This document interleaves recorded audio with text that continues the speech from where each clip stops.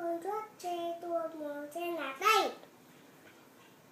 Con chút ô tô chạy kéo.